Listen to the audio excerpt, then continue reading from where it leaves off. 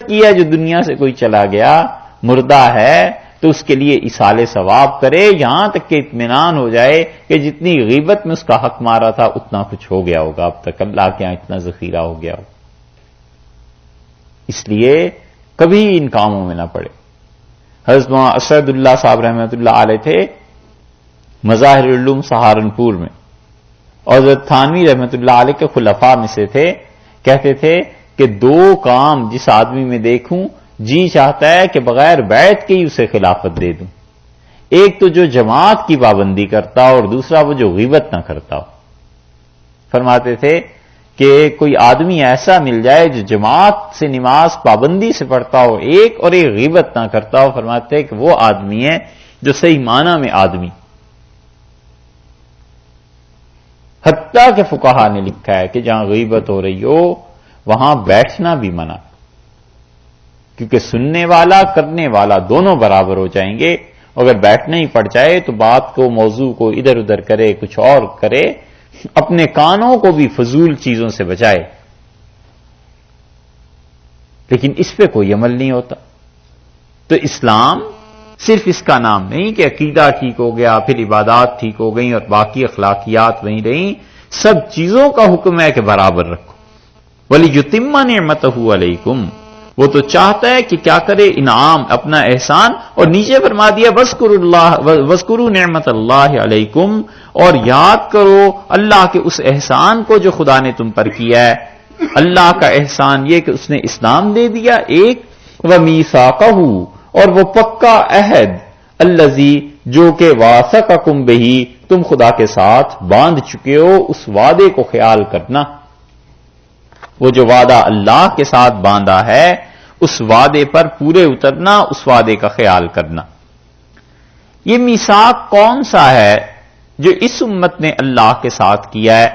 کچھ فقہا کا خیال تو یہ ہے مفسرین کا کہ وہ کہتے ہیں یہ میثاق سے مراد ہے وہ جو دنیا میں آنے سے پہلے روحوں نے اللہ سے کیا تھا کہ اللہ تعالیٰ نے پوچھا الست بربکم، کیا میں تمہارا پروردگار نہیں ہوں؟ قالوا بلا، لوگوں نے کہا کیوں نہیں. تو وہ کہتے ہیں وہ جو عہد کیا تھا نا اللہ نے کہا ہے اس کا خیال رکھنا.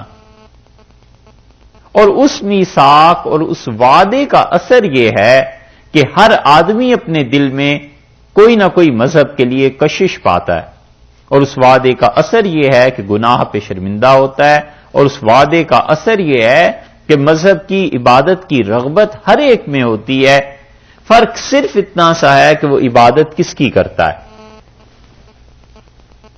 بس اتنی بات. یہ جو اللہ نے وعدہ لیا ہے نا کہ میں تمہارا پروردگار نہیں ہوں، لوگوں نے کہا ہاں کیوں نہیں، اللہ آپ یقیناً ہمارے پروردگار ہیں. ہاں تو نہیں، اس کا ترجمہ ہوگا کہ کیوں نہیں، یقیناً اللہ آپ ہمارے پروردگار ہیں. تو وہ جو عہد لیا تھا وعدہ، اس کی کسک ہر کوئی محسوس کرتا ہے، لیکن مسئلہ یہ ہے کہ ہے کون اوپر؟ ایک مسلمان، ایک عبادت گزار آدمی، وہ اللہ کو محسوس، اللہ کا احساس کرتا ہے کہ اللہ تعالی کی عبادت کرنی ہے. ایک آدمی اسی مقام پر دولت کو بٹھا دیتا ہے اور دولت کی رغبت ہو جاتی ہے. تیسرا اس مقام پہ عہدے کو بٹھا دیتا ہے. چوتھا اس پہ لینن اور سالن کو بٹھا دیتا ہے. تو عبادت تو کرنی ہی کرنی ہے، شدید محنت تو کرنی ہی کرنی ہے، سر تو جھکانا ہی ہے. تو سر بجائے اس کے کہ اللہ کے سامنے جھکے، سٹالن کے سامنے جھک گیا، مانا تو پھر بھی کسی کو. یہ چیز فرمائی ہے کہ وہ جو وعدہ تم سے لیا تھا نا پکا، اس کے مطابق رہنا. دوسری بات مفسرین نے بڑی اچھی لکھی ہے اعتدال کی، اور وہ کہتے ہیں کہ اس سے مراد وہ کلمہ شہادت ہے جو ہر آدمی گواہی دیتا ہے اللہ کے ایک ہونے کی اور رسول اللہ صلی اللہ علیہ وسلم کے رسول ہونے کی. اللہ نے بتایا ہے کہ وَمِيثَاقَهُ الَّذِي وَاثَقَكُم بِهِ، جس وعدے کو پکے عہد و پیمان کو تم نے کیا تھا، وہ جو پکا وعدہ تھا تمہارے اوپر اور جو اللہ سے تم نے عہد ٹھہرایا تھا اس کو پورا کرنا. تیسری چیز وہ کہتے ہیں کہ صحابہ کرام رضی اللہ عنہم پہ یہ آیت آئی ہے، سب سے پہلے اس کے مخاطب وہ تھے تو جو تم نے بیعت کی ہے رسول اللہ صلی اللہ علیہ وسلم کے دست مبارک پہ، اس وعدے کو پورا کرو. یہ سارے وعدے اللہ نے آگے جملہ ایک ذکر کیا کہ اذ قلتم، جب تم نے کہا کہ سمعنا و اطعنا، اللہ ہم نے سنا اور ہم نے آپ کی مانی، بس اس وعدے کو پورا کرنا. اور یہ بات سورہ بقرہ کے آخر پر کہہ چکے ہو. سورہ بقرہ کے آخر پہ آیا ہے نا، سمعنا و اطعنا غفرانک ربنا و الیک المصیر. یہ ہے وہ وعدہ، اور اس وعدے کو آپ کلمہ شہادت کہہ لیجئے، اس وعدے کو وہ ازل میں جو وعدہ تھا وہ کہہ لیجئے، حضور اقدس صلی اللہ علیہ وسلم کی جنہوں نے بیعت کی تھی وہ کہہ لیجئے. کچھ بھی جب تم نے وعدہ کیا ہے کہ تم ہماری سنو گے اور ہماری مانو گے تو اس وعدے کو پورا کرو. ان اللہ علیم بذات الصدور، اور بلا شک و شبہ اللہ تعالی انسان کے جی میں جو بات ہے اس کو بھی جانتا ہے، جو اس کے دل میں کھٹکا اور دل میں بات آتی ہے نا اس کو بھی خدا جانتا ہے. کچھ چیزیں چھوڑنی ہیں تم نے، کچھ چیزوں پہ عمل کرنا ہے، یہ سب وعدے تم نے کیے ہوئے ہیں. اور دیکھو سینے میں جو خلش ہے اس کو بھی خدا جانتا ہے، سینے میں جو باتیں ہیں اللہ کے علم سے کوئی بات مخفی نہیں ہے.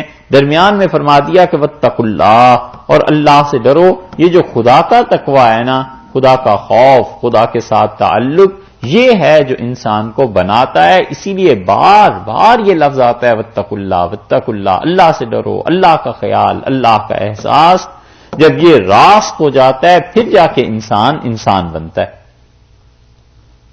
یا ایھا الذین آمنوا، اے ایمان والو، کونو ہو جاؤ، قوامین کھڑے ہو جاؤ، للہ اللہ کے لیے، شہداء گواہی دو، اللہ کے واسطے گواہی دینے کے لیے کھڑے ہو جاؤ، بالقسط اور انصاف کی گواہی دینا.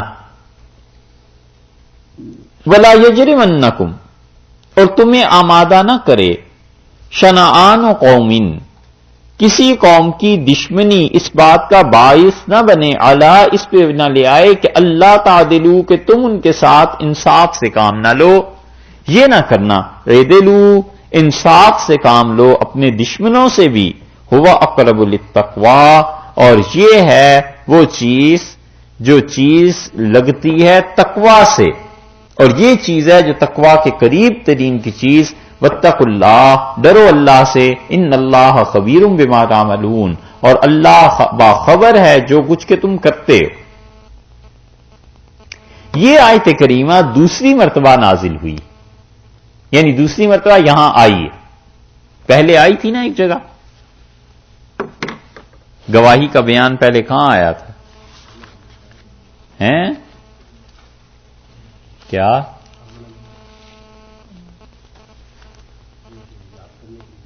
ارے نہیں، گواہی کی بات کہاں آئی تھی؟ نساء میں. کہاں آئی ہے؟ نکالیے. یہ کہاں سے سن کے کہہ رہے ہو؟ انہوں نے کہا ہے. وہی میں پوچھ رہا ہوں کہاں سن کے کہہ رہے ہو؟ وہ نہیں آئی بھائی، وہ جو ترجمہ ہمیں دیکھ دیکھ کے بتاتے تھے.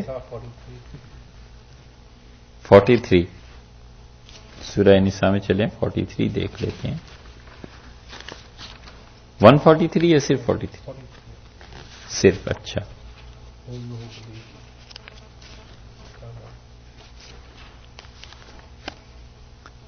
خام خائی لو.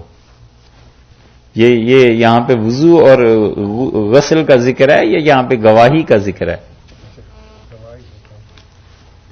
پڑھ چکے یہ سارے. 135 ہے سورہ نساء میں آئی ہے. چلو یار برابر ٹرانسلیٹ نہیں.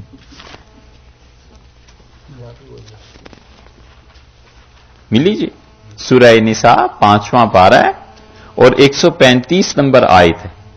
ان دونوں کو آپ دیکھیے گا کہ دونوں میں فرق کیا ہے. یا ایھا الذین آمنوا، اور یہاں بھی یہی ہے. سورہ نساء پڑھتے ہیں پہلے، اس کے ساتھ ساتھ یہ دیکھیے یہاں بھی یہی ہے یا ایھا الذین آمنوا کونوا قوامین للہ. وہاں بھی وہی ہے کونوا قوامین بالقسط شہداء للہ. یہ بس تھوڑی سی تبدیلی ہوئی ہے یہاں پر. اور پھر آگے فرمایا وَلَوْ عَلَىٰ أَنفُسِكُمْ أَوِ الْوَالِدَيْنِ وَالْأَقْرَبِينَ إِن يَكُونَ غَنِيًّا أَوْ فَقِيرًا فَاللَّهُ أَوْلَىٰ بِهِمَا. اور یہاں پر فرماتے ہیں کہ اعدلوا هو اقرب للتقوى واتقوا اللہ ان اللہ خبیر بما تعملون. فرق کیا ہے دونوں میں؟ یہاں پر فرمایا ہے کہ یا ایھا الذین آمنوا کونوا قوامین للہ شہداء بالقسط، اے ایمان والو کھڑے ہو جایا کرو اللہ کے لیے گواہی دینے کے لیے انصاف کی. اور وہاں فرمایا ہے سورہ نساء میں کہ اے ایمان والو قائم رہو انصاف پر، گواہی دو شہداء للہ، اللہ کی طرف سے، اللہ کے گواہ بن جاؤ. یہاں پر سورہ نساء میں اگر آپ دیکھیں گے تو آگے ذکر کیا ہے کہ دیکھو والدین کے خلاف، رشتہ داروں کے خلاف، چاہے وہ غریب ہوں چاہے وہ محتاج ہوں، کچھ ہو تم نے گواہی ٹھیک دینی ہے، گواہی میں کسر نہ رہنے دینا. ٹھیک ہے.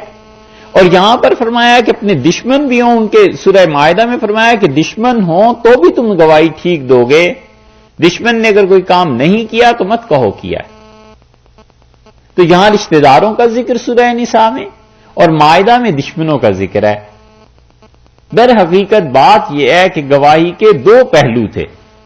البحر المحیط میں ابو حیان اندلسی رحمت اللہ علیہ کہتے ہیں کہ گواہی کبھی کبھی آدمی دیتا ہے رعایت اور مربت میں انصاف ختم کر دیتا ہے کہ فقیر ہے، غریب ہے، رشتہ داریاں ہیں. یہ سورہ نساء میں منع کر دیا کہ دیکھو گواہی سچی دینا، رشتہ دار چھوڑ، والدین کیوں نہ ہو، تمہاری اپنی جان کیوں نہ ہو، اس کی زد میں آتی جھوٹ مت بولو، گواہی ٹھیک دو.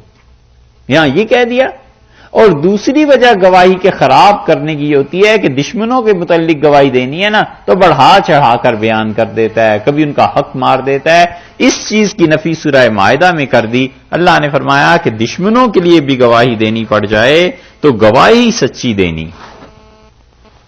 تو رشتہ داری میں اور دشمنی میں دونوں حالات میں دونوں جگہ تکمیل فرما دی. ایک جگہ ایک پہلو بیان کر دیا سورہ نساء میں رشتہ داری، والدین، اپنی جان کا کہ دیکھو نہیں گواہی غلط نہیں دینی. اور یہاں دشمنوں کے متعلق کہہ دیا کہ دشمن ہو تمہارا تو بھی سچ بولنا، چاہے اس کا فائدہ دشمن کو پہنچ رہا ہے مگر گواہی سچی دینا. ایسی بھی کوئی کتاب اور تعلیم ہے انسانوں کے لیے کہ اللہ نے فرمایا وَلَا يَجْرِمَنَّكُمْ شَنَآنُ قَوْمٍ عَلَىٰ أَلَّا تَعْدِلُوا، اور کسی قوم کی دشمنی کے باعث عدل مت چھوڑو، انصاف نہ چھوڑ دینا. تمہاری دشمنی ہے تو بھی انصاف سے کام لو. اب دیکھیے سورہ مائدہ کی آیت، یہ دوسرا پہلو اس کا فرمایا ہے کہ یا ایھا الذین آمنوا، اے ایمان والو، کونو ہو جاؤ قوامین للہ، اللہ کے لیے کھڑے ہو جایا کرو. اس کا مطلب یہ ہے کہ گواہی کے لیے تیار رہو. یہ نہیں ہے کوئی تمہیں بلائے گا تو جا کے گواہی دو، بلکہ اپنی خوشی سے گواہی دو جا کے. اور لوگوں کو ان کے حقوق انصاف دلاؤ. لیکن آج کل ہمارے معاشرے میں نہ کرے. جو معاشرہ بر صغیر کا ہو گیا ہے اس میں گواہی خود سے دینے نہ جائے، وگرنہ اپنے آپ کو عذاب میں پھنسا لے گا. رشوت بھی دے گا، پیسے بھی دے گا، اور خواری بھی ہوگی عدالتوں میں، وقت بھی ضائع ہوگا. اور حتیٰ کہ آدمی اتنا تنگ ہو جاتا ہے کہ نماز روزے سے بھی، خدا کی خالصتاً جو عبادت ہے اس سے بھی جاتا ہے، اور اس کے ساتھ ساتھ جو ذمہ داریاں معاشرتی طور پہ ہوتی ہیں ان سے بھی انسان چلا جاتا ہے. معاشرے کا بگاڑ اس حد تک پہنچا ہوا. وگرنہ یہ مسلمانوں ہی کے معاشرے تھے کہ وہ جس کو چاہتے تھے اٹھا کر گواہی کے لیے ساتھ لے چلتے تھے، کیونکہ کسی کا مردود شہادت ہو جانا، عدالت کسی کو ساقط قرار دے دے اور یہ کہہ دے کہ اس کی گواہی ہم نہیں مانتے، یہ اتنا بڑا گناہ، اتنی بڑی تہمت تھی کہ کوئی آدمی فیس نہیں کر سکتا تھا اسلامی معاشرے میں کہ جناب اس کو عدالت نے کہتی ہے. یہ ایسے ہی تقریباً بات ہو جاتی ہے جیسے یہاں کریڈٹ کارڈ ہسٹری جو ہے نا، ہر آدمی ڈرتا ہے کہ کہیں کریڈٹ کارڈ میں ہسٹری خراب نہ ہو جائے، اور دیکھو اس کا بھی خیال کرو اور اس کا بھی. اور اگر ایک بار انہوں نے کہہ دیا کہ یہ کریڈٹ کارڈ کی ہسٹری خراب ہے، بس اس کے بعد تو مارا ہی گیا. مسلمان ایسے تھے کہ کوئی آدمی اس کا تحمل ہی نہیں کر سکتا تھا کہ اس کی شہادت رد ہو جائے، اس کی گواہی رد ہو جائے. اس کا مطلب ہے اس کا کوئی کریکٹر ہی نہیں ہے، کردار ہی نہیں ہے. صحابہ کرام رضی اللہ عنہ کے اتنے واقعات ہیں کہ گواہیاں دیتے تھے، اور کھلے دل سے، دھڑلے سے، اور کوئی فکر نہیں تھی، اس لیے کہ مسلمان سچ بولتے ہیں۔ اسی لیے تو حضرت انس رضی اللہ عنہ کہتے ہیں ہمیں تو پتا بھی نہیں تھا کہ جھوٹ کیا چیز ہوتی ہے، یہ تو اب آیا ہے سامنے۔ انہوں نے کہا نہ ہم جھوٹ بولتے تھے اور نہ ہم سے باتیں کرنے والا جھوٹ بولتا تھا، یعنی رسول اللہ صلی اللہ علیہ وسلم کیا جھوٹ تھا، کچھ بھی۔ ہم لوگ بھی آپس میں کہتے ہیں ہمیں پتا بھی نہیں تھا جھوٹ کیا چیز ہوتی ہے، یہ تو اب آئی ہیں باتیں ایسی۔ فرمایا قوامین، کھڑے ہو جاؤ، یعنی گواہی خود دینی ہے، للہ، کیوں دینی ہے؟ اللہ کی خوشی کے لیے دینی ہے۔ جب تم گواہی دو گے صحیح تو اس سے انصاف قائم ہوگا، جب گواہی دو گے صحیح تو اس سے عدل معاشرے میں قائم ہوگا، اس سے حقوق العباد ضائع نہیں ہوں گے۔ شہداء بالقسط، اور گواہی جو ہے وہ انصاف کے ساتھ، بالکل سچی بات۔ حضرت قدامہ رضی اللہ عنہ کے خلاف حضرت ابو ہریرہ رضی اللہ عنہ کو گواہی دینی پڑ گئی کہ قدامہ رضی اللہ عنہ جو ہیں انہوں نے شراب پی۔ یہ بدری صحابہ رضی اللہ عنہ میں سے تھے، اور قدامہ بڑے مقام کے آدمی تھے۔ تو حضرت ابو ہریرہ رضی اللہ عنہ نے کہا، حضرت عمر رضی اللہ عنہ نے کہا کہ تم نے دیکھا ہے انہیں شراب پیتے ہوئے؟ ان کا امیر المومنین میں نے نہیں دیکھا، بس میں نے یہ دیکھا ہے کہ انہوں نے جو قے کی تھی اس میں شراب تھی، باقی میں نے پیتے ہوئے نہیں دیکھا۔ حد ہے احتیاط کی۔ حضرت عمر رضی اللہ عنہ نے کہا اگر قدامہ نے پی نہیں تھی تو پھر قے میں کہاں سے آ گئی تھی؟ اللہ کی قسم، قے میں وہی چیز آتی ہے جو آدمی پی لیتا ہے، اسی کا اثر آتا ہے، تو یہ تو ہو گئی۔ لیکن انہوں نے یہ نہیں کہا کہ میں نے دیکھا، انہوں نے کہا بس مجھے یہ پتا ہے کہ جو قے تھی اس میں شراب تھی۔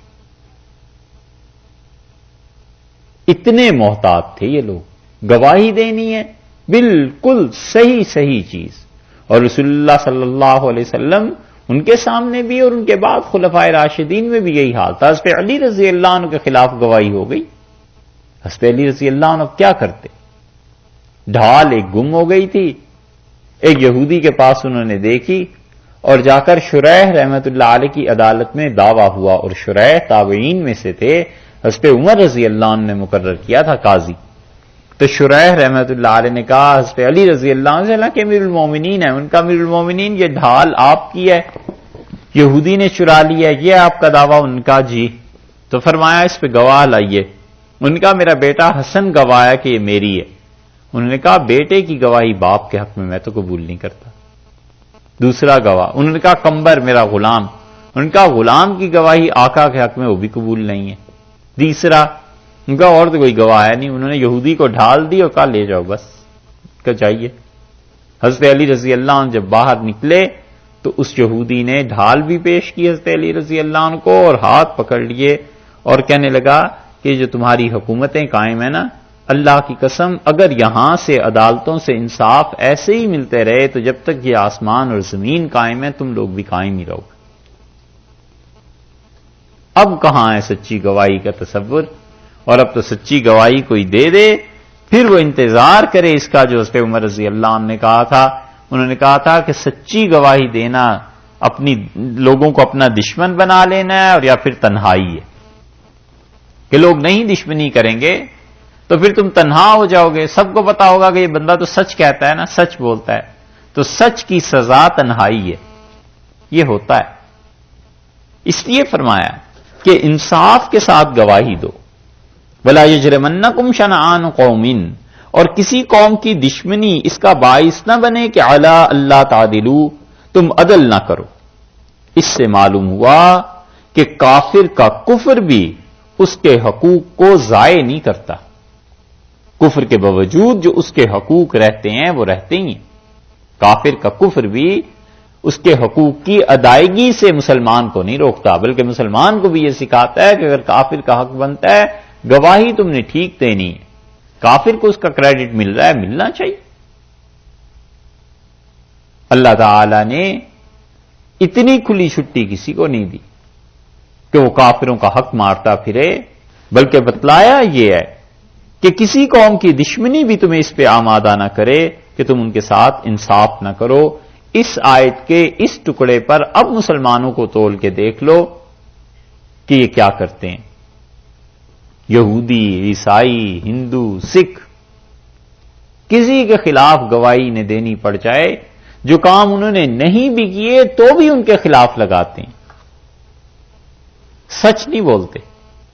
اور اس کی بڑی واضح مثال یہ پچھلے 2 سالوں میں دیکھ لیجئے کہ یہاں سے حکومت اپنے قوانین ان کی خلاف ورزی کے تحت یورپ سے اور امریکہ سے نکالتے ہیں. 200 آدمی، 300 آدمیوں کے بھرے ہوئے جہاز ہمارے ملک میں پہنچتے ہیں کہ یہ وہ لوگ ہیں جو فلاں غلطی کی وجہ سے، ان کی حکومت کہتی ہے ان کی مدت پوری ہو گئی تھی، اسٹے پورا ہو گیا تھا، یہ غیر قانونی طور پر رہ رہے تھے، غیر قانونی طور پر رہنا جرم ہے، ہمارا ملک چھوڑ دیں. وہاں جا کے کوئی نہیں کہتا کہ غیر قانونی طور پر، وہ کہتے ہیں جی بس یہودیوں پہ خدا کی لعنت ہو، وہ تو مسلمانوں کو جینے ہی نہیں دیتے. اسلام بہت خطرے میں ہے امریکہ میں، اور مسلمان تو بالکل تباہ ہو گئے ہیں، اور مسلمانوں کا تو کوئی مستقبل ہی نہیں رہا. اور جو مسلمان رہتے ہیں جی وہ کیوں رہتے ہیں؟ وہ بھی کافروں جیسے ہی ہو گئے، محض اس لیے کہ اس انسان کو خود رہنا نہیں ہوا. اور خود جب رہ رہا تھا تب کافروں کے ساتھ نہیں رہ رہا تھا، تب تو فرشتے صبح و شام آتے تھے گھر میں. یہی ہے نا. تو یہ کون سا کرائیٹیریا ہے آخر مسلمانوں کا اور انسانوں کا اور اسلام کا کہ جہاں پر اس کی زد اپنی حرکتوں کی خود پہ پڑتی ہے، اسلام کو ڈھال بنا لیا ہے کہ اسلام بس جی اسلام کے ہم تھے. کئی واقعات خود ذاتی علم میں، ایک ڈاکٹر صاحب تھے، انہیں نکال دیا یہاں سے، سب جانتے تھے کہ وہ چھپے ہوئے تھے. تو جب وہ آئے تو وہ مسجد میں آتے تھے محلے کی اور سب کو معلوم تھا، لیکن وہ جمعے میں امام صاحب کے بعد اٹھ کے خود تقریر شروع ہو جاتے تھے امریکہ کے خلاف، ایسے ایسے یہودی ہم نے دیکھا، یہ ہوا یہ ہوا. تو لوگوں نے کسی بھلے مانس نے پوچھ ہی لیا ان سے کہ حضور کب جانے کا ارادہ ہے دوبارہ؟ تو کہنے لگے یار ویزا ہی نہیں ملتا، کیا کریں. اب اصل بات کھل کے سامنے آئی نا کہ ویزا نہیں ملتا، ورنہ پہلے سب ٹھیک تھا. تو یہ کون سا معیار ہوا؟ اللہ نے فرمایا اپنے دشمن کے خلاف بھی اگر انصاف کی بات کرنی پڑ جائے، اعدلو، انصاف سے کام لو. یہ عدل ہے جس پہ دنیا قائم، اور یہ عدل ہے جس سے شریعت اور معاشرہ قائم ہے.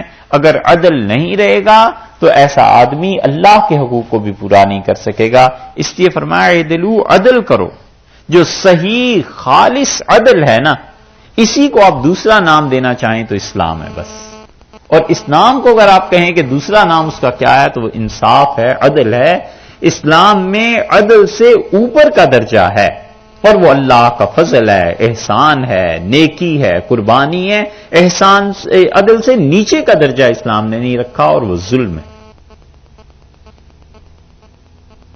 اسلام کہتا ہے عدل تو پہلی سیڑھی ہے، اس کے بعد اوپر جانا ہے. احسان کرو، مہربانی کرو. عدل یہ ہے کہ تمہارے دشمن کو سزا ملنی چاہیے، احسان یہ ہے کہ اسے بھی معاف کر دو. عدل یہ ہے کہ تمہیں برابر کا حق ملنا چاہیے، احسان یہ ہے کہ اپنے حق سے دوسرے کے لیے دستبرداری اختیار کر لو. ہمیشہ اچھائی سے کام لو، لیکن اس سے نیچے اترا ہو، عدل سے اتر کے ظلم پہ، یہ نہیں کرنا. یہ تو مسلمان کر ہی نہیں سکتا. ہوا اقرب للتقوی، اور فرمایا یہ تقوی کے بہت قریب ہے. یہ بات ہے لگتی تقوی سے، یعنی جو انسان متقی ہے وہ عدل قائم کرتا ہے، متقی ہے وہ انصاف کی بات کرتا ہے، متقی ہے وہ پیسے میں بھی انصاف کرتا ہے، اپنے گھر والوں کے ساتھ بھی انصاف کرتا ہے، بہن بھائیوں کے ساتھ بھی انصاف کرتا ہے. ہر جگہ پہ اطمینان اور انصاف کی بات. حضرت عمر رضی اللہ عنہ میں یہ تقوی تھا نا، تو عدل پوری مملکت میں قائم رہا. ہر جگہ، اپنی ذاتی زندگی سے لے کے حکومت تک، ہر جگہ عدل ہے، انصاف ہے، کسی پہ ظلم نہیں ہے، کسی پہ زیادتی نہیں ہے. اسی لیے تو خلافت اتنا عرصہ چلی. عدل یہ طبیعت میں ہوتا ہے انسان کی، اور اس کے ساتھ کام کرتا ہے. عمر بن عبدالعزیز رحمت اللہ علیہ نے اس عدل کو قائم کیا، تب جا کر خلافت قائم ہوئی. اور اب تک لوگ یاد کرتے ہیں ان کے دور کو. عدل تھا, انصاف تھا کہ انصاف سے کام لو. یہ چیز بالکل ابھی قریب کے زمانے میں یہ مغلوں میں اتنا عرصہ انہوں نے حکومت کی ہے. کیا چیز انہیں حکومت جس چیز سے قائم رہی؟ عدل تھا, انصاف تھا. ہندو اٹھ کے گئے اور عدالت میں جا کے دعویٰ کیا نور جہان کے خلاف, اور جہانگیر نے کہا کہ نور جہان کو, اس نے کہا میری توہین ہو جائے گی. اس نے کہا کوئی توہین نہیں, عدالت میں جاؤ اور قاضی سے جا کے بات کرو. ہندوؤں نے تمہارے خلاف جو دعویٰ کیا ہے اگر وہ ثابت ہو جائے گا تو تمہیں سزا ملے گی. اکبر نے یہ بات کہی, جہانگیر نے لکھی ہے کہ والد کہتے تھے, اکبر مجھ سے کہتے تھے, والد کہتے تھے کہ پورے ہندوستان پہ تم نے حکومت کرنی ہے اور تم لوگ اگر انصاف قائم نہیں کرو گے تو حکومت نہیں رہے گی. اس لیے کفر کے ساتھ حکومت چل جاتی ہے, ظلم کے ساتھ نہیں چلتی. کفر کے ساتھ حکومت چل جاتی ہے, اللہ چلاتا رہتا ہے, ڈھیل دیتا ہے. فرعون کی حکومت کو دیکھ لو, مگر جب ظلم شروع ہوتا ہے نا, پھر نہ وہ قومیں رہتی ہیں تو نہ ان کی حکومتیں رہتی ہیں. یہ ظلم اتنی منحوس چیز ہے کہ قبر میں بھی تاریکی پیدا کر دیتا ہے, انسانوں کی زندگی میں بھی تاریکی اور ظلمتیں پیدا کر دیتا ہے. قوموں کی راہیں گم ہو جاتی ہیں جب لوگوں میں عدل قائم نہیں رہتا. اس لیے انصاف کا حکم, حضرت عمر رضی اللہ عنہ کی طبیعت میں انصاف کی اس حد تک بات ہے. بیت المقدس گئے ہیں, اتنا طویل سفر, اور کہا زیادہ اونٹ کیا لے جا کر کرنے ہیں, بس ایک سواری کافی ہے. تو اپنے غلام اسلم کہتے ہیں, ان کے رضی اللہ عنہ کہتے ہیں ہم ساتھ میں گیا تو جتنا پیدل چلتے تھے اتنا اونٹ پہ سواری ہوتی تھی. پھر ایک منزل چلتے تھے, پھر ایک منزل میں اتر جاتے تھے. میں چلتا, مجھے بٹھا دیتے تھے اونٹ پہ, کہتے تھے کہ ہم دونوں کا برابر کا حق ہے, جتنا میں پیدل چلوں اتنا تم اونٹ پہ بیٹھو, اور جتنا تم اونٹ پہ بیٹھو گے ہم پیدل چلیں. یہاں تک کہ بیت المقدس جب پہنچے تو میری باری تھی اونٹ پہ بیٹھنے کی. میں نے کہا امیر المومنین لوگ کیا کہیں گے کہ امیر المومنین مہار اونٹ کی تھامے ہوئے چل رہے ہیں اور غلام نوکر اوپر بیٹھا ہوا ہے. تو مجھے بڑی شرمندگی ہوئی. تو اس پہ مرضی اللہ عنہ کا بالکل نہیں, لوگ جو کچھ بھی کہیں اب تمہاری باری ہے, تم ہی بیٹھو گے. اور وہ کہتے ہیں اس حال میں وہ گئے صحابہ کرام رضی اللہ عنہ کے سامنے کہ میں اوپر بیٹھا ہوا ہوں اونٹ میں اور امیر المومنین اس کی نکیل پکڑ کر چل رہے ہیں. اس سے بڑا اب انصاف کیا ہوگا؟ اسی لیے ذاتی زندگی میں بھی انصاف تھا, اہلیہ کے ساتھ, بھائی کے ساتھ, سب کے ساتھ. اپنے بھائی زید رضی اللہ عنہ سے محبت تھی, اور اس پہ عمر رضی اللہ عنہ کو بہت محبت تھی اپنے چھوٹے بھائی سے. ایسی محبت تھی کہ ان کی شہادت کے 12 سال بعد, 10 سال بعد کہتے تھے کہ اب بھی جب یمامہ سے ادھر سے ہوا آتی ہے نا تو مجھے اپنے بھائی کی خوشبو آتی. عبداللہ ابن عمر رضی اللہ عنہ کہتے ہیں کہ حضرت زید رضی اللہ عنہ شہید ہو گئے چچا.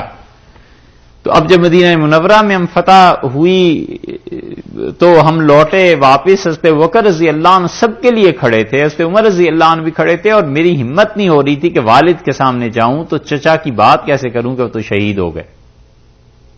اور مجھے پتا تھا کہ انہیں محبت ہے بہت, تو بھائی کے اشتیاق میں بار بار دیکھتے تھے. آخر جانا تو تھا ہی, جب میں سامنے پہنچا تو مجھ سے کہا زید کہاں ہے؟ تو میں نے کہا استشہد, شہید ہو گئے. تو میرے تھپڑ مارا ایک اور کہنے لگے چچا شہید ہو گئے اور تو جیتا رہ گیا, تو کیوں نہیں شہید ہو گیا, چچا کیوں نہیں بچ گئے؟ اتنا عدل, اتنا انصاف, ان کی اولاد, ان کے باقی لوگوں کا خیال, ذاتی زندگی میں بھی وہی, اور امیر المومنین بن گئے تو بھی وہی. یہ چیز ہے. اللہ نے فرمایا اعدلوا هو اقرب للتقوی, انصاف سے کام لینا, اور یہ تقوی کے قریب ترین چیز ہے. 9 پیالے بنوا لیے اس پہ عمر رضی اللہ عنہ نے, اور جب کوئی چیز آتی تھی مدینہ منورہ میں زیادہ, کوئی کھانا, کوئی پھل, کوئی ایسی چیز, 9 پیالوں میں برابر تقسیم کرتے تھے اور کہتے تھے کہ سب کو رسول اللہ صلی اللہ علیہ وسلم کی 9 بیویاں, ان سب کو بھیجو, اور جو سب سے کم حصہ ہوتا تھا فرماتے تھے یہ میری بیٹی کی طرف بھیجنا. یہ چیز تھی. اس عدل کو چھوڑ دیا ہے لوگوں نے, اور اپنی ذاتی زندگی میں عدل قائم نہیں کر سکتے. کہتے ہیں کہ حکمران وقت عادل ہو جائے, ہوا اقرب للتقوی. اللہ نے فرمایا ہے اپنے دشمن کے ساتھ بھی انصاف سے کام لینا, واتقوا اللہ, ڈرتے رہو اللہ سے. پھر تقویٰ کی بات آ گئی. اوپر کہا تھا ہم نے جو نعمت دی ہے تمہیں اسلام اور جو عہد و پیمان ہے جو تم نے کہا ہے سنیں گے اور اطاعت کریں گے. پھر فرمایا دیکھو اللہ سے ڈرو. یا انصاف کی بات ہے. پھر فرمایا واتقوا اللہ، ڈرو اللہ سے. ان اللہ خبیر بما تعملون، اور جو تم عمل کرتے ہو اللہ کو اس کی خوب خبر ہے. اللہ ایک ایک چیز کو جانتا ہے کہ تم نے کیا کیا ہے اور کیا نہیں کیا. حضرت ابو موسیٰ اشعری رضی اللہ عنہ نے پیسے بھجوانے تھے مدینہ منورہ، تو انہوں نے عبداللہ ابن عمر رضی اللہ عنہ سے کہا کہ یہ پیسے لے جاؤ، اور حضرت عمر رضی اللہ عنہ کو دینا کہ خزانے میں داخل کر دیں، یہ مسلمانوں کا پیسہ ہے. تو انہوں نے کہا کہ حضرت میں لے کے تو جا ہی رہا ہوں پیسے، یہاں سے کوئی چیز نہ خرید کے لے جاؤں، تجارت کر لوں گا، یہاں سے اچھی چیز لے جاتا ہوں مدینہ منورہ میں بیچوں گا، اس میں سے جو بھی نفع ہوا آدھا مسلمانوں کا حصہ ہے بیت المال کا اور آدھا میرا ہے اگر آپ اجازت دیں. انہوں نے کہا لے لو. انہوں نے گھوڑے خرید لیے، مدینہ منورہ میں آ کے بیچے تو پیسہ ظاہر ہے نفع ہوا انہیں. حضرت عمر رضی اللہ عنہ کو پیسے دیے تو حضرت عمر رضی اللہ عنہ نے کہا تمہارا حصہ کام کہ میرا حصہ یہ ہے، تو وہ پیسے ان سے لے لیے اور فرمایا اسے بھی داخل کرو، اور اپنے باپ کے سر پہ مسلمانوں کا پیسہ اپنی تجارت کے لیے استعمال کرتے ہو، نفع کماتے ہو اس سے. اور اگر تمہارا باپ امیر المومنین نہ ہوتا تو پھر میں دیکھتا کہ ابو موسیٰ کیسے تمہیں پیسے دیتے ہیں. اور ابو موسیٰ رضی اللہ عنہ کی کھچائی ہو گئی، خط لکھا، ڈانٹ پڑی کہ یہ کیوں کیا ہے. کیا کیا انصاف کی بات آدمی سنائے. فرمایا اللہ سے ڈرو کہ اللہ خوب جانتا ہے جو اعمال تمہارے ہیں، انصاف سے ہٹو گے خدا کی گرفت ہو جائے گی. جتنا انصاف سے آدمی ہٹا ہوا ہوتا ہے اتنا ہی خدا کے غضب کا شکار ہو جاتا ہے. اور جتنا عدل کرتا رہتا ہے اللہ تعالیٰ اس انسان کے ساتھ اتنی مہربانی کرتے ہیں، رات کو آرام سے سوتا ہے کہ عدل انصاف سے کام لیا ہے، کوئی کھٹے کوئی خلش نہیں ہوتی. اور جب عدل نہیں رہتا تو پھر پریشانی ہوتی ہے کہ یہ بات کیوں کہی، فلاں چیز کیوں کر دی، فلاں کام کیوں کر دی. وعد اللہ، اللہ کا وعدہ ہے. الذین آمنوا، جو لوگ ایمان لائے، وعملوا الصالحات، اور جنہوں نے نیک اعمال کیے، لہم مغفرۃ، اللہ تعالیٰ ان کو بخش دے گا. بخشتا ہے اللہ ان کو. عدل کے فوراً بعد یہ آیت لانا، اس کا مطلب یہ ہے کہ اللہ کو انصاف کرنا بہت اچھا لگتا ہے. یہ ان اعمال میں سے ہے جو اعمال اللہ کو پسند ہے نا، تو فرما دیا ہے کہ وعد اللہ، خدا کا وعدہ ہے تم سے، یعنی جو عادل حکمران ہیں ان سے وعدہ ہے. اسی لیے رسول اللہ صلی اللہ علیہ وسلم نے فرمایا کہ امیر المومنین جب عدل کرنے والا ہو، مسلمانوں کا بادشاہ جب انصاف کرنے والا ہو، تو فرمایا اللہ اس کی دعا کو رد نہیں کرتا. اور دوسری جگہ آتا ہے آپ نے فرمایا اللہ کے عرش کے سائے میں وہ رہے گا جو مسلمانوں کے ساتھ عدل کرتا رہا ہے. اور حضرت صلی اللہ علیہ وسلم نے فرمایا تم میں سے جو چاہے کہ جو نا، آپ نے فرمایا جو آدمی ایسا ہوا کہ اللہ نے میری امت کا کوئی کام اس کے سپرد کر دیا اور اس نے اپنے دروازے مسلمانوں کے لیے بند کر دیے اور دربان کھڑا کر دیا جو اس تک لوگوں کو نہ آنے دے، تو فرمایا اللہ اپنی مدد کا دروازہ اس شخص کے لیے اس دن بند کر دے گا جب اسے شدید ضرورت ہوگی اللہ کی. اتنی سخت بات ہے. اس کا مطلب یہ ہے کہ یا تو قیامت میں یا پھر انسانی زندگی میں کئی مرتبہ آدمی کو اللہ کی ضرورت پڑی جاتی ہے نا، کتنے مصائب پریشانیوں میں گر جاتا ہے. فرمایا جو مسلمانوں کے لیے اپنے دروازے بند کر دے گا اور دربان کھڑا کر لے گا، اللہ اس کے ساتھ ایسے ہی کر دے گا کہ جس دن اسے شدید ضرورت پیش آئے گی اللہ کی، اللہ اس کے لیے اپنے دروازے بند کر دے گا. بعض صحابہ رضی اللہ عنہ کو تو اتنا اس بات کا خیال رہتا تھا کہ دربان نہیں رکھتے تھے. کہتے تھے رسول اللہ صلی اللہ علیہ وسلم نے منع کیا ہے، یہاں تک کہ حضرت عمر رضی اللہ عنہ تو تحریری طور پر لکھواتے تھے کہ یہ لکھو تم دربان نہیں رکھو گے اور مسلمانوں کے لیے تمہارا گھر کھلا رہے گا، لوگ آئیں گے. اب تو ذرا سا عہدہ ہو جائے ملنا دشوار ہے، اور عہدہ نہ ہو عہدے کی توقع ہی لگ جائے تو اسی دن سے مزاج بدل جاتے ہیں، اسی دن سے گردن میں سریا پڑ جاتا ہے.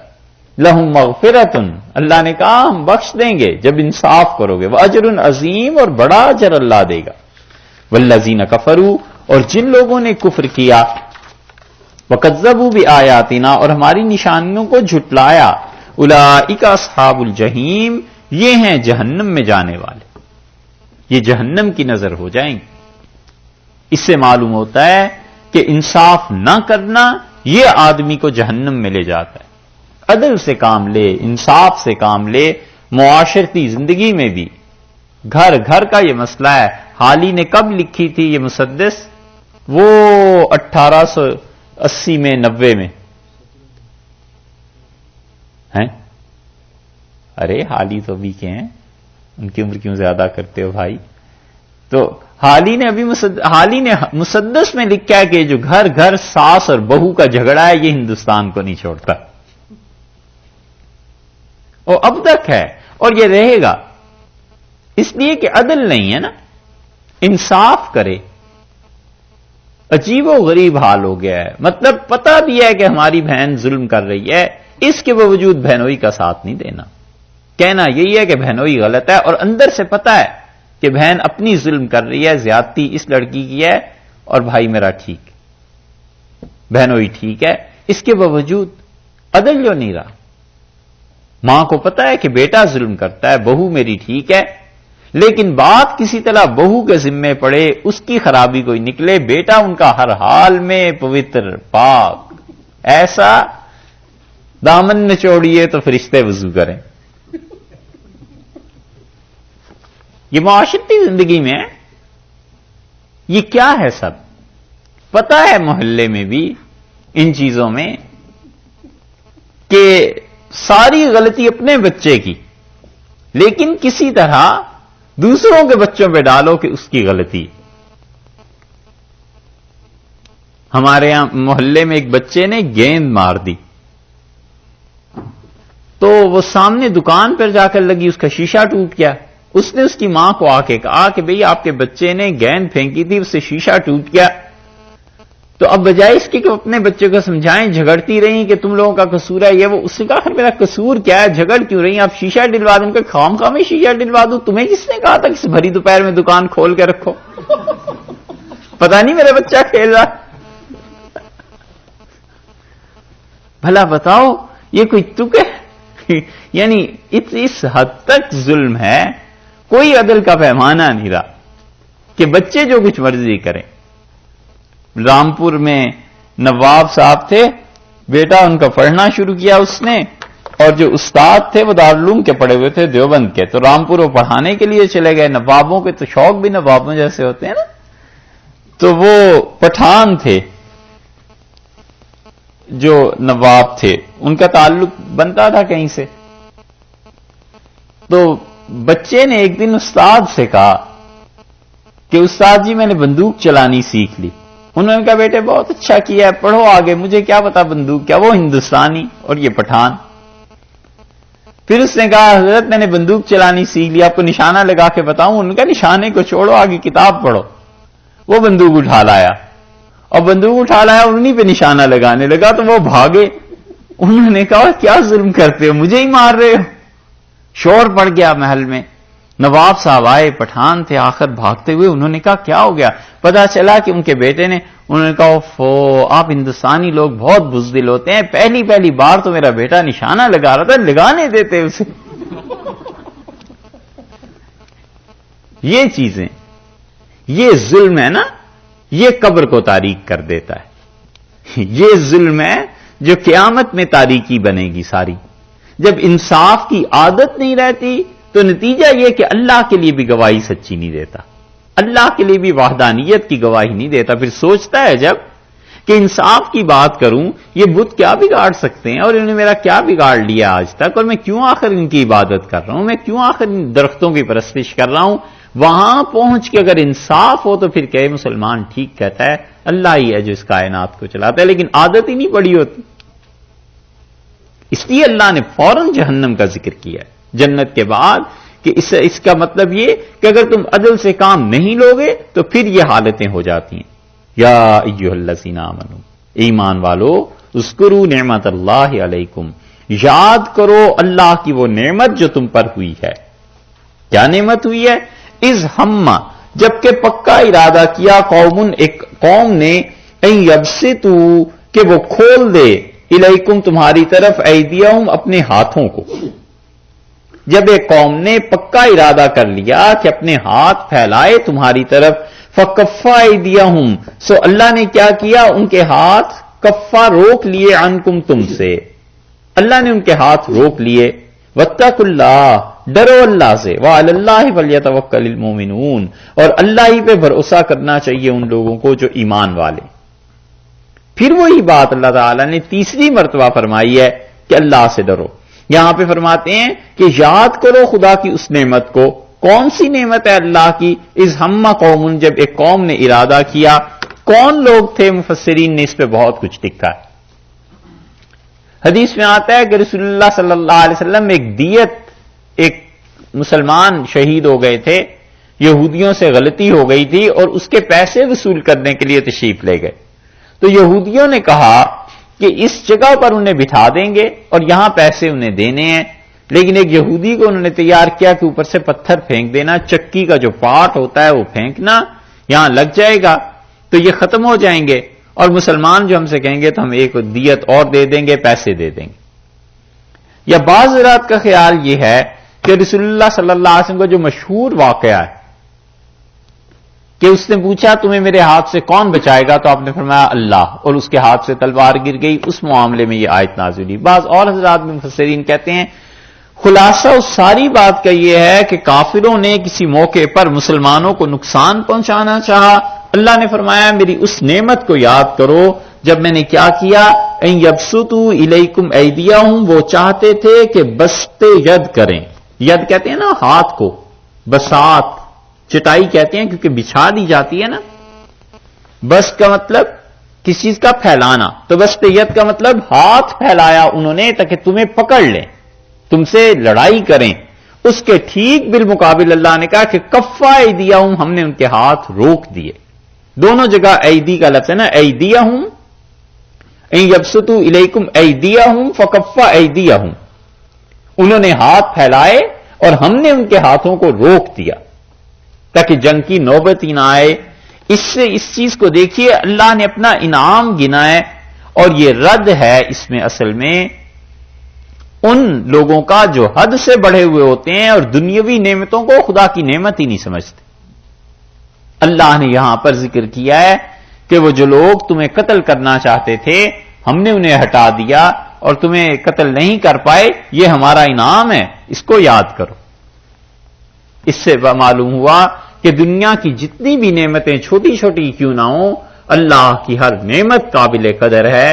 اور رد ہے ان لوگوں کا جو جاہل اپنی جہالت سے یہ سمجھتے ہیں، کہتے ہیں جی یہ کون سی ایسی بات. ایسے نہیں، ایک ایک چیز اللہ کی نعمت ہے. اللہ نے جو صحت دے دی ہے یہ نعمت ہے، سکون سے جو نیند آ جاتی ہے یہ بھی خدا کے انعامات میں سے.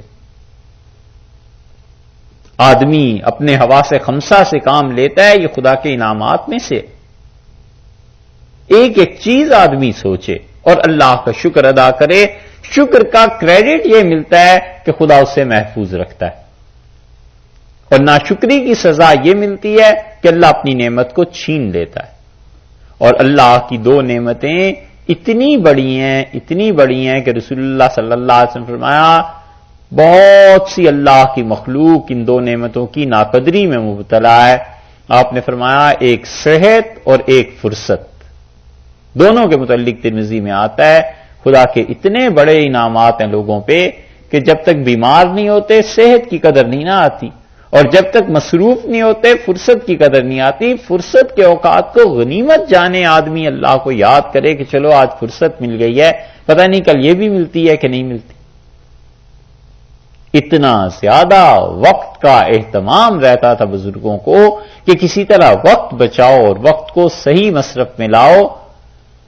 آپ کو شاید حیرت ہو یہ کرنے نہ لگ جانا، لیکن یہ کہ عجیب مطلب یہ شبلی نعمانی تھے، اور سید سلیمان ندوی رحمۃ اللہ نے لکھا ہے کہ شبلی کے لیے جو چیزیں زندگی میں ہمیشہ ان کے دیں، ایک تو یہ کہ اپنا واش روم کسی کو استعمال نہیں کرنے دیتے تھے. جہاں رہتے تھے اپنا واش روم بالکل الگ رکھتے تھے، اور جو اخباریں آتی تھیں تو وہ اپنا کام کرتے رہتے تھے. اور جب واش روم جاتے تھے تو اخبار ساتھ لے جاتے تھے، وہاں پڑھتے رہتے تھے، کہتے تھے بڑا دکھ ہوتا ہے، وقت ضائع ہوتا ہے اندر بیٹھنے سے۔ مولانا عبد الماجد دریابادی جنہوں نے قرآن پاک کی تفسیر لکھی، یہ سب چیزیں، ان کے بھتیجے عبد القوی لکھتے ہیں کہ بالکل صاف شفاف رہتا تھا واش روم، اور قصہ چہار درویش جو اردو کا مشہور ناول ہے وہ وہاں اندر پڑا رہتا تھا، اور ایک دن مجھ سے فرمایا کہ دیکھو وقت تھوڑا تھوڑا کر کے بھی اندر جا کے جو گزارتے ہیں، تو اب تک 3 مرتبہ اس ناول کو مکمل 4 جلدیں پڑھ لیں، اتنا وقت کا خیال رہتا تھا۔ شیخ الاسلام ابن تیمیہ رحمۃ اللہ علیہ، ان کے متعلق آتا ہے کہ وہ جاتے تھے واش روم میں اور باہر کسی کو کہتے تھے یہاں کتاب اونچے اونچے پڑھتے رہنا، مجھے اندر سمجھ آتی رہے گی، میں سنتا رہوں گا، وقت ضائع نہ۔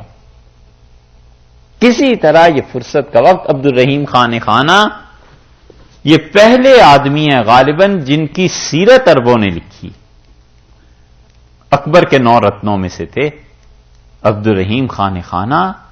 کیا کہنے صاحب اس آدمی کے علم کے، اور ہندوستان پہ حکومت ان لوگوں نے کی ہے، اور کیا کہنے اس آدمی کی فضل اور شرافت کے۔ ابن حجر مکی، اسکلانی نہیں رحمت اللہ علیہ، وہ تو پہلے کے تھے، ابن حجر مکی نے عبد الرحیم خان خانہ کی سوانح لکھی ہے، اور ابن حجر نے لکھا ہے کہ میں حج کے لیے جب گیا تو جس طرح بیت اللہ میں لبیک اللہم لبیک کی صدائیں مکہ مکرمہ میں گلیوں میں گونجتی تھیں، ٹھیک اسی طرح عبد الرحیم خان خانہ کا نام لیتے تھے لوگ کہ ہندوستان سے ایک آدمی آیا ہے، اور کہتے ہیں جب میں گزرتا تھا ہر طرف دیکھتا تھا سڑکوں پہ کھڑے ہوئے، گلیوں میں کھڑے ہوئے، حتیٰ کہ لیٹتا تھا تو گھر کے پاس سے جو لوگ گزرتے تھے وہ بھی ہر کوئی عبد الرحیم عبد الرحیم عبد الرحیم کر رہا ہے۔ اور عبد الرحیم خان خانہ آئے تھے حج کے لیے، اور اتنا پیسہ خرچ کیا، اتنا اربوں پہ پیسہ خرچ کیا کہ جیسے تلبیہ پڑھا جاتا ہے لبیک اللہم لبیک حج میں، اس طرح عبد الرحیم کے نام کی آوازیں لگتی تھی۔ اتنے سخی آدمی، گرمی لگتی تھی بہت، تو ٹب لیٹ جاتے تھے اس میں نہانے کے لیے، اور اپنے نوکروں سے کہتے تھے کہ تم کھڑے رہو اور ایک کتاب کھول کے میرے سامنے کر دو، بس وہ لیٹے رہتے تھے ٹھنڈے پانی میں، اور ایک صفحے 2 پڑھ لیے نا، پھر کہتے اسے پلٹو، اشارہ ہوتا تھا، پھر صفحہ پلٹ دیتے تھے، اور یہی تھی کہ وقت ضائع نہ ہو جائے گی۔ یہ تو مبالغہ کی چیزیں ہیں، آپ اسے سمجھ لیجئے، مگر ان لوگوں کے ہاں اتنا اہتمام تھا کہ زندگی کا کوئی لمحہ ضائع نہ ہو جائے، ایسے نہ ہو جائے کہ کوئی وقت ایسا چلا جائے جو اللہ کی یاد کے بغیر ہو کچھ چیزوں۔ امام مالک رحمت اللہ علیہ کہتے تھے کہ میں مدینہ منورہ میں امام جعفر صادق رحمت اللہ علیہ کی خدمت میں جاتا تھا، اور میں نے کبھی انہیں نہیں دیکھا جب وہ 3 عبادتوں میں سے کسی عبادت میں نہ ہوں، یا وہ روزے میں ہوتے تھے، یا وہ تلاوت کر رہے ہوتے تھے، اور یا حدیث کا پڑھنا پڑھانا ہوتا تھا، تینوں میں سے ایک کام میں مصروف ہوتے تھے۔ اللہ کے اتنے انعامات ہیں انسان پہ، یہ وقت ان چیزوں میں سے ہے، قدر کرے انسان پھر احساس ہوتا ہے۔ منذری رحمت اللہ علیہ جنہوں نے الترغیب والترہیب لکھی ہے، بیٹے کا انتقال ہو گیا، اور بیٹے کے جنازے میں وہ اپنی مدرسے سے باہر نہیں جاتے تھے کہیں، یہ ان کی خاص بات تھی زندگی میں۔ ایک مدت ایسی گزری کہ ان کا مدرسہ ہی ان کی اصل جگہ تھی، بس اس سے باہر نہیں جاتے تھے۔ بیٹے کا انتقال ہو گیا تو دروازے تک آئے جنازے کے ساتھ، رو پڑے، اور ان کے دوستوں سے کہا کہ اس کی تدفین کر دینا، اور واپس آ کے پھر پڑھنے بیٹھ گئے۔ تو کسی نے کہا کہ آپ نے کسی دن پڑھنا چھوڑا ہے؟ انہوں نے کہا جس دن والدہ کا انتقال ہوا تھا اس دن نہیں چھوڑا، تو اب کیا چھوڑنا ہے؟ کہ تعلیم نہیں، پڑھنا ہے۔ اللہ کے کتنے انعامات ہیں جو اللہ نے کیے ہیں۔ آدمی کو 15 منٹ فرصت مل گئی، 10 منٹ فرصت مل گئی، بجائے اس کے کہ بیٹھ کے اللہ کو تھوڑا سا یاد کر لے، ایک تسبیح پڑھ لے، ایک ورق کی صفحہ پڑھ لے، ایک رکوعی تلاوت کر لے، بس بیٹھیں۔ اللہ نے کہا ہے میری نام کو یاد کرو، اور اس کی ایک فرد گنوائی کہ یہ جو لوگ تمہیں مارنا چاہتے تھے ہم نے ان کے ہاتھ روک دیا انکم تم سے۔ ایسے واقعات زندگی میں ہمیں بھی پیش آتے ہیں، ہم لوگ کئی مرتبہ گزر رہے ہوتے ہیں، اور ٹرین حادثہ ہونے لگتا ہے، گاڑی کوئی مارنے لگتا ہے، آدمی بچ جاتا ہے۔ کبھی خیال ہوا ہے کہ اللہ کا شکر ہے اللہ نے اس چیز سے بچا لیا، اللہ نے اپنا انعام گنا ہے۔ پھر فرمایا واتقوا اللہ، ڈرو اللہ سے، وعلی اللہ فلیتوکل المؤمنون، اور ایمان والوں کو چاہیے کہ اللہ پر بھروسہ کریں، اللہ پر اعتماد کریں۔ جو کام کرنے کے ہیں وہ کرنے کے بعد اللہ پہ بھروسہ کرنا یہ ضروری چیز ہے۔ اللہ کی بات ماننا یہ ضروری چیز ہے، کیونکہ خدا پر بھروسہ کرنا ہے اسباب کو اختیار کرنے کے بعد. اسباب کو ترک کر دینا اللہ پہ بھروسہ نہیں. ترک اسباب جو ہے، تعطل اسباب، یہ توکل نہیں ہے. توکل یہ نہیں ہے کہ آدمی اسباب اختیار نہ کرے، نہ یہ توکل ہے کہ بالکل اسباب کو چھوڑ دے. اسباب کو اختیار کرنے کے بعد اس کا نتیجہ یہ اللہ پر چھوڑ دے کہ اللہ اب آپ کے حوالے. محنت کر لی جتنی کرنی تھی، امتحان دے دیا، چوکنا رہا، سارے کام ہو گئے، اب رزلٹ اللہ کے حوالے ہے، اللہ جو چاہے کرے. تجارت کے لیے جتنا کام کرنا تھا کر لیا، پیسہ انویسٹ کر دیا، چیزیں دیکھ بھال کے خرید لی، اب اس پہ نفع جو آنا ہے وہ اللہ کے قبضے میں ہے، اللہ جو چاہے کرے. اپنی طرف سے تعلیم علم جتنا سیکھنا تھا، محنت کرنی تھی، مکمل کر لیا، پڑھ لیا، پڑھا لیا، اس پہ اجر دینا، اب اللہ پہ بھروسہ کرے کہ اللہ کا کام ہے، اب اللہ تعالیٰ اپنا فضل کرے. اس لیے فرمایا ہے کہ اللہ پہ بھروسہ کرو اور خدا کے انعام کو یاد کرو کہ اللہ کی کیسی کیسی نعمتیں، کیسی کیسی راحتیں خدا نے تمہاری زندگی کے لیے رکھی ہیں. اور پھر اس کے بعد وعدے کی چونکہ بات چل رہی تھی نا پیچھے، اس وعدے کے توڑنے کی دو مثالیں اللہ نے دی. کچھ دیر ٹھہریے پھر کچھ پڑھتے ہیں. ابھی ہم پڑھ رہے تھے ان میں اللہ تعالی نے وعدے کی پابندی اور ان چیزوں کا ذکر فرمایا، اور وہ وعدہ جو تھا تمام کے تمام اعمال پہ مشتمل تھا، چاہے وہ عبادات سے تعلق رکھتے ہوں یا عقیدے سے تعلق رکھتے ہوں، کہ معاشرت سے ہوں، کہ اخلاقیات سے ہوں، ساری چیزوں کے متعلق اللہ تعالی نے وعدہ اور عدل اس کو قائم کرنے کا حکم دیا. اب جن لوگوں نے اللہ کے ساتھ کیے ہوئے عہد و پیمان کو توڑا ہے، اس کی دو مثالیں اب یہاں سے اللہ تعالی نے شروع کی ہیں. اور پہلی مثال نقض عہد کی، یعنی وعدے کو توڑنے کی، وعدے کو ختم کرنے کی پہلی مثال یہودیوں کی دی ہے. اور اللہ تعالیٰ نے فرمایا کہ وَلَقَدْ أَخَذَ اللَّهُ، اور بلا شک و شبہ اللہ تعالیٰ نے لیا میثاق بنی اسرائیل، بنی اسرائیل سے اللہ نے وعدہ لیا، بنی اسرائیل سے پکا وعدہ اور عہد اللہ لے چکا تھا یا لے چکا ہے. کیا چیز، کس بات پر عہد لیا تھا؟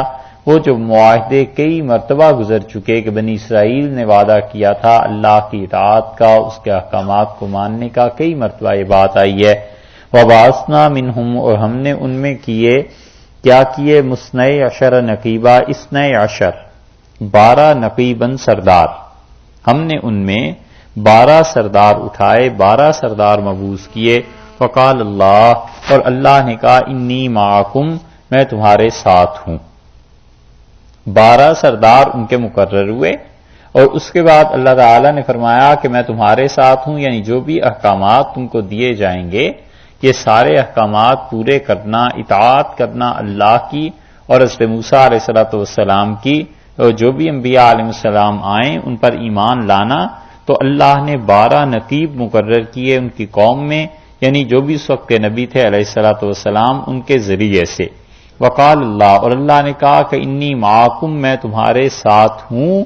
لئن، اگر، شرطیہ آ گیا کہ ہم تمہارے ساتھ ہیں، اگر تم کیا کرو گے؟ اقمتم الصلاۃ، پہلی شرط یہ لگا دی کہ تم اگر نماز کو قائم کرو. ایک بات یہ زیادہ ضروری چیز ہے، اس سے معلوم ہوتا ہے کہ انسان کسی بھی درجے میں ہو، اللہ کی عبادت کسی حال میں ساکت نہیں ہوئی. اللہ تعالیٰ نے فرمایا کہ تمہاری سرداری، تمہارا بڑا ہونا وہ اپنے مقام پہ، مگر تم نے نماز پڑھنی ہے. لئن اقمتم الصلاۃ، اگر تم نماز قائم کرو گے ایک، وآتیتم الزکوٰۃ، اور تم زکوٰۃ دو گے، یہ دو. دوسری چیز یہ قائم کر دی. اس سے معلوم ہوتا ہے کہ نماز تقریباً ہر امت میں رہی ہے. اپنی اپنی نمازیں الگ ہوتی ہوں گی، کسی میں سجدہ ہوتا ہوگا، کسی میں رکوع نہیں ہوتا ہوگا، کسی میں کیا ہوگا، مگر نماز ہمیشہ رہی ہے. اللہ تعالیٰ نے فرمایا کہ لئن اقمتم الصلاۃ وآتیتم الزکوٰۃ، اور دوسری چیز زکوٰۃ ہمیشہ رہی ہے. اور زکوٰۃ کا مطلب مال کا خرچ کرنا.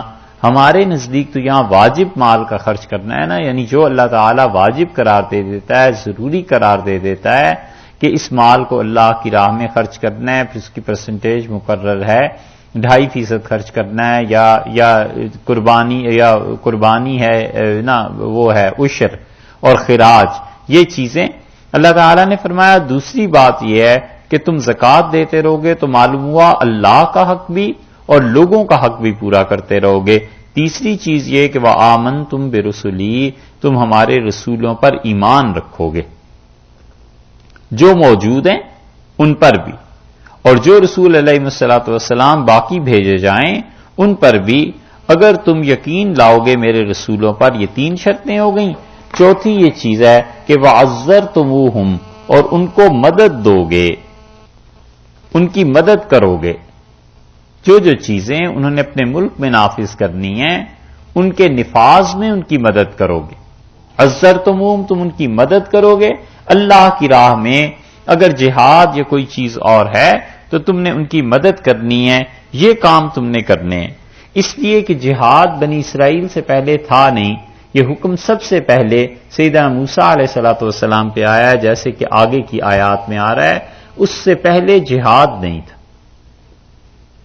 دنیا میں ہمیشہ ایسا ہی دور رہا ہے، اللہ تعالی کی طرف سے موسیٰ علیہ السلام سے پہلے ہمیشہ ایسا ہی دور رہا ہے کہ جس کسی نے اپنے انبیاء علیہ السلام کی مخالفت کی، اللہ کی طرف سے عذاب آ گیا اس پہ، جیسے حضرت شعیب علیہ السلام کی قوم تھی، صالح اور ہود علیہ السلام کی قوم تھی۔ مگر جب انسانیت پہنچی ہے حضرت موسیٰ علیہ السلام کے دور پہ، تو اللہ تعالیٰ کی طرف سے گویا کہ یہ کہہ دیا گیا کہ اب انسانیت اتنے شعور میں انسان آ گیا ہے کہ اب تم ایک دوسرے کے ساتھ خود مقابلہ کرو، اب اللہ کی طرف سے آئندہ سے عذاب نہیں آیا کریں گے۔ تو اس عذاب کو خدا نے ختم کر دیا اور اس کے قائم مقام جہاد دنیا میں دے دیا کہ اب تم نے اپنے کام خود سنبھالنے ہیں۔ تو اللہ تعالیٰ نے فرمایا کہ ہم نے بنی اسرائیل سے عہد لیا کہ ہم تمہارے ساتھ ہیں اگر تم 5 کام کرو، نماز، زکوٰۃ، ایمان بالرسل علیہ الصلوۃ والسلام، اور عزرتموہم یعنی تم اپنے انبیاء علیہ السلام کی مدد کرتے رہو۔ 4 وَأَقْرَضْتُمُ اللَّهَ، اور تم اللہ کو قرض دو، قرضاً حسنا، اچھی طرح کا قرض۔ زکوٰۃ کے بعد اب یہ دوبارہ مال کا لانا کہ اقرضتم اللہ قرضاً حسنا، یہ اس بات کی دلیل ہے کہ شریعت یہ بتاتی ہے کہ زکوٰۃ کے علاوہ بھی کئی مرتبہ مال خرچ کرنا پڑتا ہے، اور وہ ان مواقع پر ضروری ہے خرچ کرنا، اور اس سے بہت غفلت ہے۔ شریعت نے یہاں یہ بتا دیا ہمیں بھی کہ دیکھو ایک زکوٰۃ ہی تم پر فرض نہیں بلکہ زکوٰۃ کے علاوہ بھی مال خرچ کرنا پڑے گا، کئی مرتبہ خرچ کرنا پڑے گا۔ مثلا جہاد شروع ہو گیا اور مسلمانوں کے پاس اسلحے کے لیے پیسے نہیں رہے ہیں، تو اس وقت کا جو بھی امیر المومنین یا جو بھی ہوں گے وہ مسلمانوں سے اپیل کر سکتے ہیں کہ پیسہ دو اور یہ خرچ کرنا ہے۔ اسی طرح عام لیول پہ آپ دیکھ لیں، مسلمان ہے اور اس کے محلے میں کوئی آدمی ایسا ہو گیا جو مر جائے گا اور اس کے پاس پیسہ ہے کہ اس پیسے کی وجہ سے اس کو بچایا جا سکتا ہے، ضروریات زندگی سے زائد اس کے پاس پیسہ پڑا ہوا ہے، یہ اس پہ فرض ہو جائے گا کہ اس کو بچائے۔ اسی طرح کوئی جگہ ہے جہاں بہت سے مسلمان رہتے ہیں اور تعلیمی ادارہ نہیں ہے، تو مسلمانوں کے لیے ضروری ہے کہ وہاں تعلیمی ادارے کا بندوبست کریں۔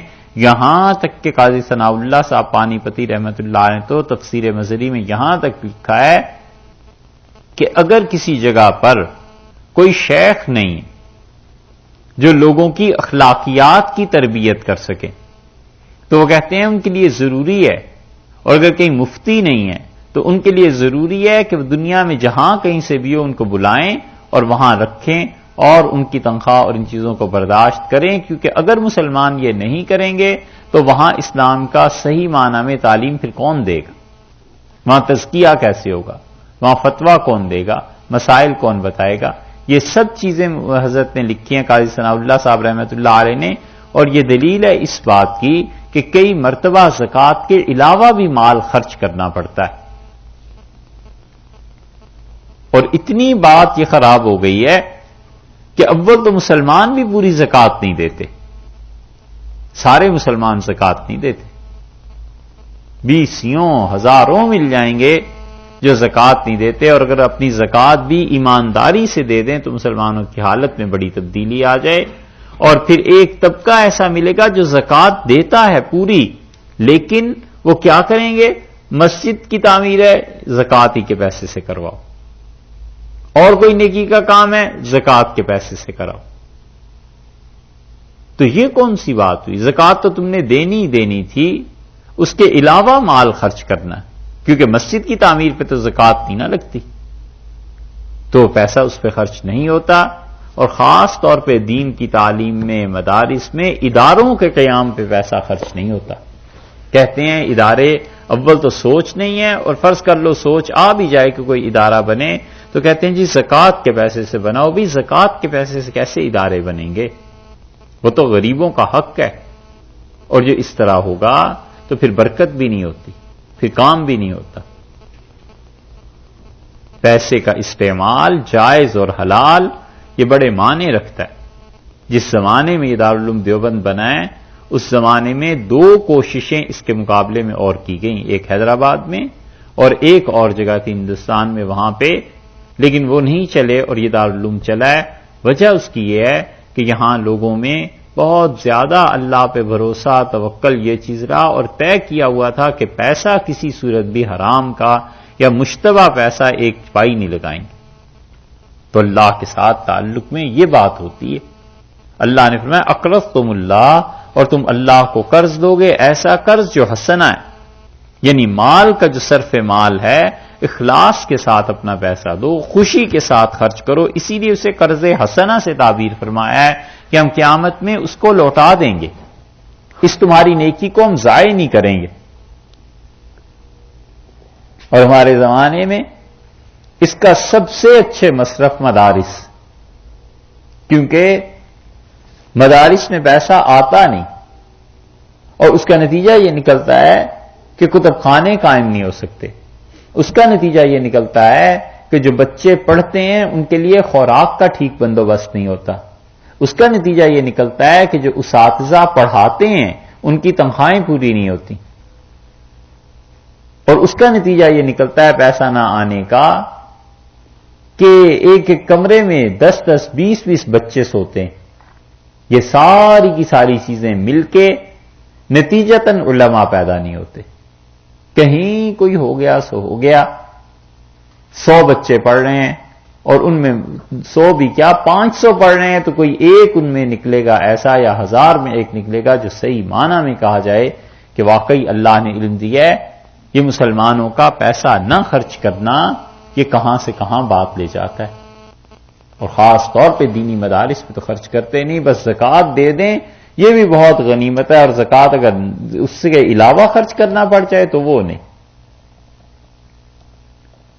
اور اس پہ بھی ظلم یہ ہے کہ مسلمان اس آدمی کو سخی سمجھتے ہیں جو زکوٰۃ کے پیسے کو اڑا دے۔ لوگ کہتے ہیں جی بہت سخی ہیں، بھئی کیا ہوا، زکوٰۃ دے دی، زکوٰۃ کا پیسہ اتنا غریبوں میں بانٹ دیا۔ یہ الگ بات ہے کہ بانٹا اپنے حلقے میں تاکہ ووٹ بھی وہیں سے ملے، لوگوں کو پتا چلے کہ کتنا کام اس نے کیا ہے۔ ارے زکوٰۃ تو اس پہ فرض تھی، وہ تو دینی تھی، اس میں سخاوت کی کون سی بات ہے؟ فرض نماز اگر کوئی پڑھ لے تو دوسرا کہ جی بڑے عبادت گزار ہیں، نمازیں پڑھتے ہیں، تو انہوں نے بھی نماز پڑھنی تھی، فرض پوری ہوتی، قضا نماز کوئی ذمے نہ ہوتی، پھر 2 4 10 20 نفل پڑھتے روزانہ، چلو 100 200 نفل پڑھے تو کہیں کوئی عبادت کی ہے۔ یہ کون سی بات کہ فرض نماز پڑھ لی؟ ایسے ہی زکوٰۃ کا معاملہ ہے کہ زکوٰۃ کے علاوہ پیسے کا خرچ کہاں ہے؟ مسجد بنانی ہے مثلا، اب زکوٰۃ تو دے نہیں سکتے، اس پیسے کو خرچ کرنا ہے مسجد میں جو زکوٰۃ کے علاوہ ہے۔ یہ ہے اللہ کی راہ میں خرچ کہ اس انسان نے اچھا کام کیا، ادارے بنائے، اس طرح کی چیزیں کی۔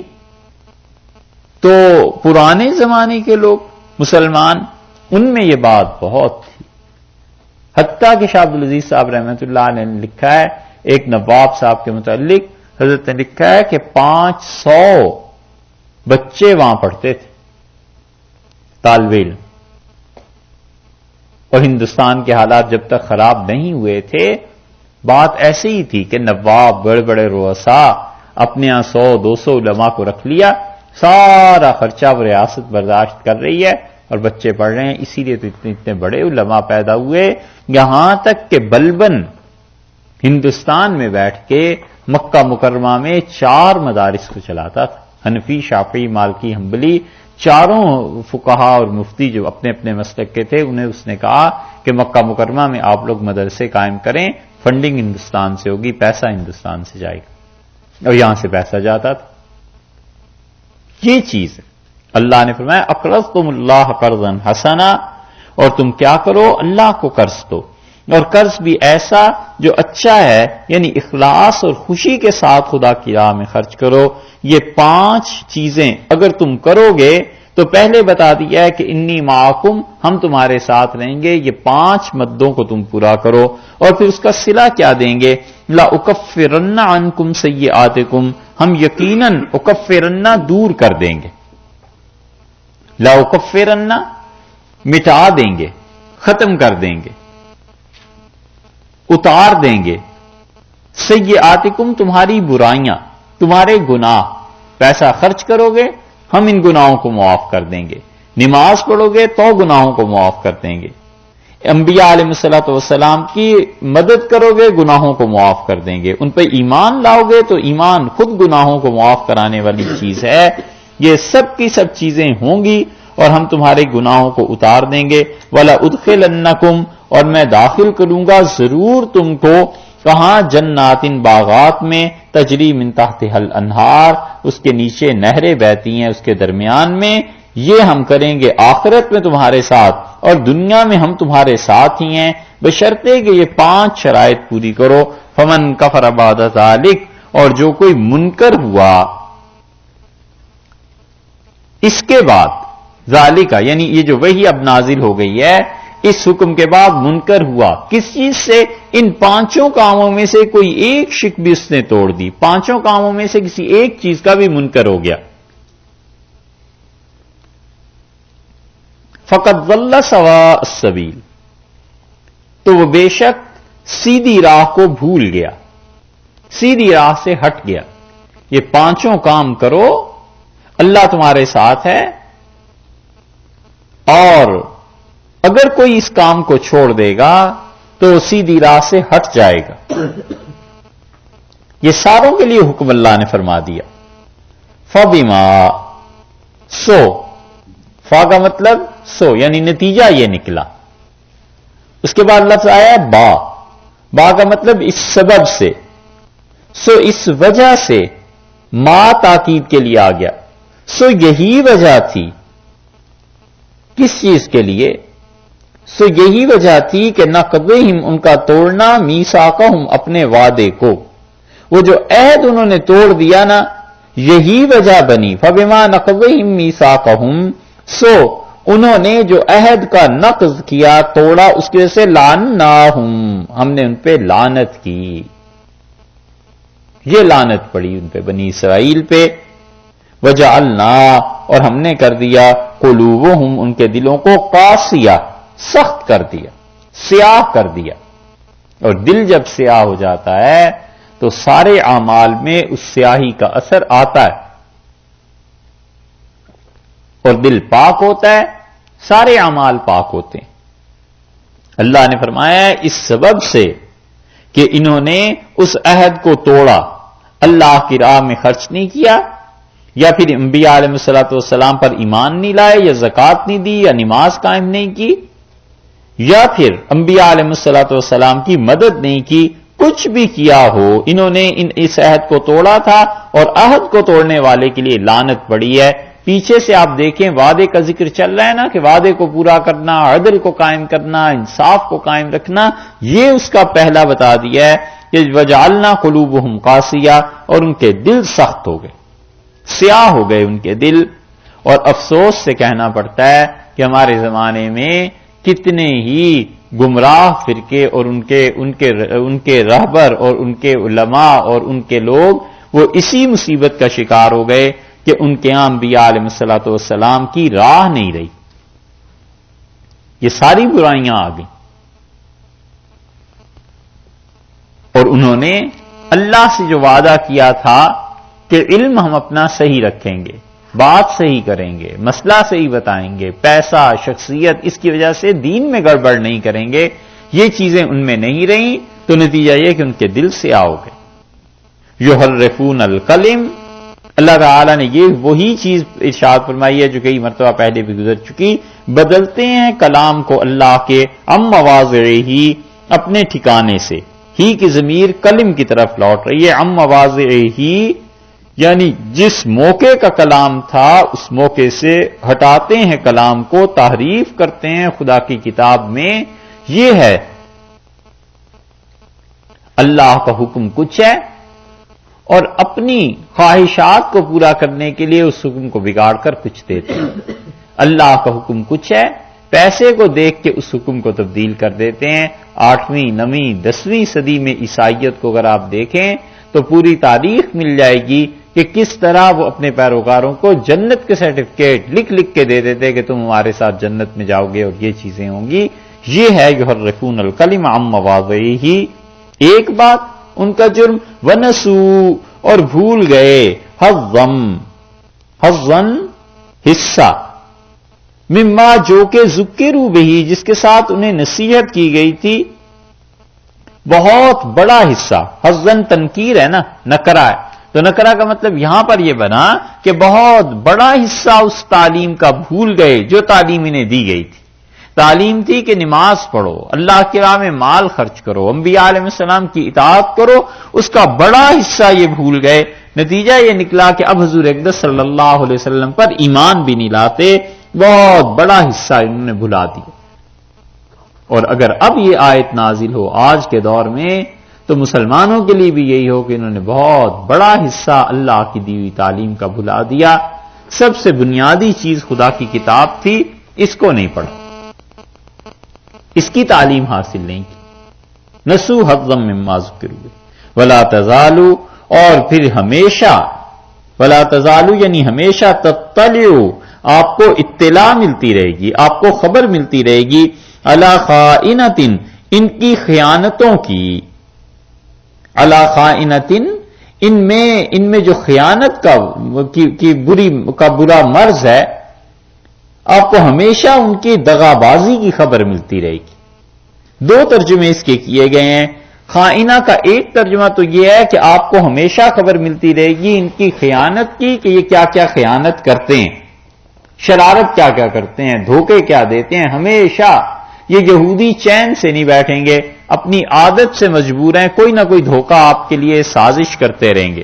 دوسری چیز یہ ہے، ترجمہ یہ کیا گیا ہے کہ خائنۃ، خائنہ جو ہے مبالغے کا صیغہ ہے، جیسے علامہ، خائنہ، علامہ، علامہ کا مطلب بہت علم والا، اسی طرح یہ خائنہ کا لفظ کہ بہت زیادہ خیانت کرنے والی، برابر آپ کو یہ اطلاع ملتی رہے گی کہ یہودی بہت زیادہ خیانت کرتے ہیں، دغا دیتے ہیں، دھوکہ دیتے ہیں، الا ہاں قلیلا منہم، ان میں تھوڑے سے ہیں جو دھوکہ نہیں دیتے، باقی ان کا حال یہی ہے دھوکہ دینا، اور ان کا حال یہی ہے کہ ہمیشہ ایسی باتیں کرنا جس سے مسلمانوں کو نقصان پہنچے۔ آپ کو یہ خبر برابر ملتی رہے گی، پھر آپ نے کیا کرنا ہے، فاعف عنہم، آپ ان کو چھوڑ دیجئے، معاف کر دیجئے، وصفح، اور اس کے ساتھ ساتھ درگزر کیجئے ان سے، یہ چیزیں چلتی ہی رہیں گی،